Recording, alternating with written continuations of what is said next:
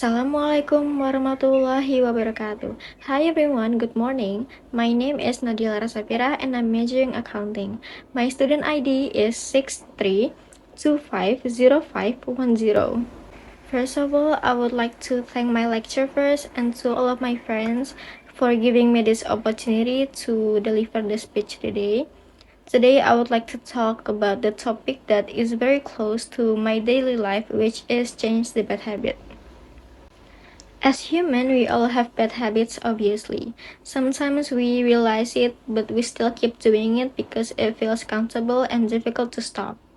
Bad habits may look small at first, but if we repeat them every single day, they can slowly affect our health, our future, even our success. Nowadays, many students have unhealthy habits, such as skipping meals, procrastinating, sleeping too late, and spending too much time in social media. These habits are very common, especially among young students and college students like me. In fact, that I also experienced one of these bad habits myself.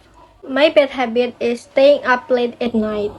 Sometimes I stay awake until 2 or 3 in the morning just to scroll social media and watch video on Reels Instagram and chatting with my friends or listening to music. I thought it was normal because many students or teenagers also do the same thing. Because I feel like nighttime was peaceful, quiet, and relaxing more than daytime. However, after some times, I started to realize that this habit give me negative influence to my life. Every morning, I felt extremely tired and sleepy. I often woke up late and rushed to prepare for the class. During lesson, I found it difficult to focus and understand the material. Sometimes I even lost my motivation to study because my body felt weak and very exhausted. Not only did it affect my studies, but it also affected my physical and mental health. And I often had headaches, eye strain, and low energy during the day. My sleeping schedule became messy, and my mood easily changed. I became more sensitive, less productive, and stressed. One day, I realized that if I continue this habit, it would become dangerous for my future. I understood that success doesn't only come from intelligence or talent, but also from discipline and habits. And that's because of that, I slowly changed myself. The first thing that I did was reducing my screen time before sleeping. Instead of spending hours on my phone, I tried to read a book and listen to music. Honestly, change the bad habit is definitely not easy for me. There were many moments when I wanted to back to my old routine. Sometimes I failed and sleep late again, but I kept trying because I knew that change needs time, patience, and consistency. After a few weeks, I started feeling positive results.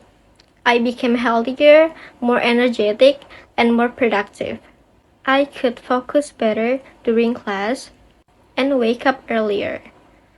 I also felt happier because my daily life became more organized. From this experience, I learned an important lesson. Small habits can create a big impact in our life. Good habit can lead us to success, while bad habit can slowly destroy our potential if we don't control them. Therefore, we should start improving ourselves from now on. We don't need to become perfect instantly. We only need to take small steps every day. Even simple change can make our lives much better in the future. Before I end my speech, I want to remind everyone that changing bad habits is not impossible. If we have strong motivation, discipline, and confidence, we can become better version of ourselves. Let's start changing our bad habits for today, for healthier, happier, and more successful in the future. Thank you for your attention, guys. Have a nice day. So this is my second English project part 2. Let me introduce myself again. My name is Nadya Laras Safira, and I would like to present my English grammar topic, which is comparison. In this presentation, I will explain the meaning of comparison, the types of comparison, the formulas, example, and how comparison is used in daily life. On the next slide, we have what is comparison. So the comparison is the act of analyzing two or more items to understand how they are similar and different in order to make judgment or decision. Comparison is used to compare people, animals, things, or places. We use comparison to show similarities, differences, the highest or the lowest quality. On the next slide, we have types of comparison. The first one is positive degree, the second one is comparative degree, and the third one is superlative degree. And as I mentioned it before, we have the first one, which is positive degree. So positive degree is used to show quality. The formula of that one is S plus adjective plus S. For example, this bag is as expensive as that bag. And the second example, we have my house is as big as yours. And then the third example, we have Rina is as tall as Sinta.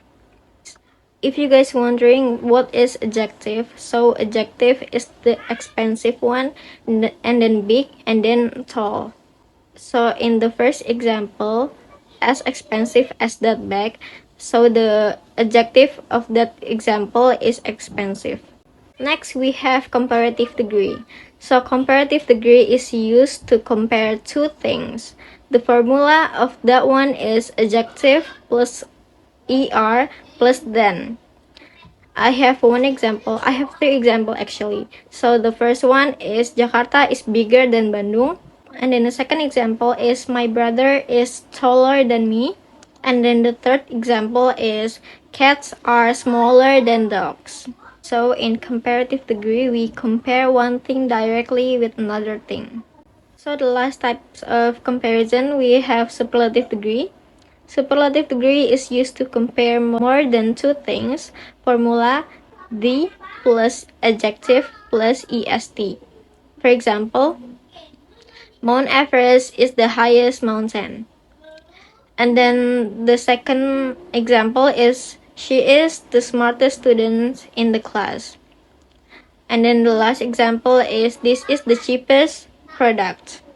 So the adjective of those example is high, smart, and cheap plus est because the adjective is only one syllables. In short, superlative degree helps us to identify something that stands out the most in the group.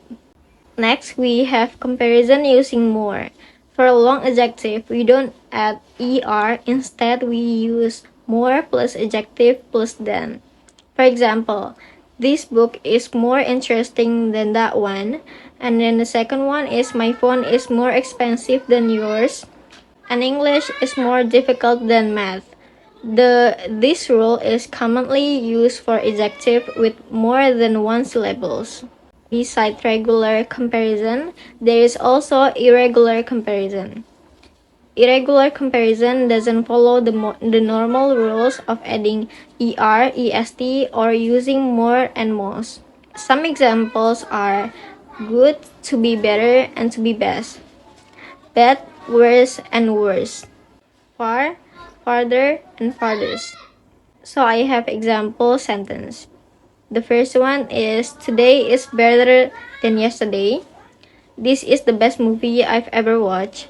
These forms are important because they are commonly used in everyday English. Now let's look at some example of comparison in daily life.